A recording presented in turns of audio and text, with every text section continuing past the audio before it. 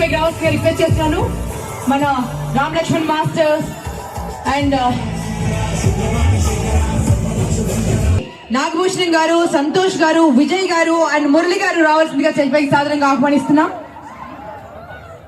Anvitha directors Nagabhushan గారు, సంతోష్ గారు, విజయ్ గారు, మురళి గారు, సిజీ గారు కూడా వచ్చారు, మహేంద్రన్ సార్.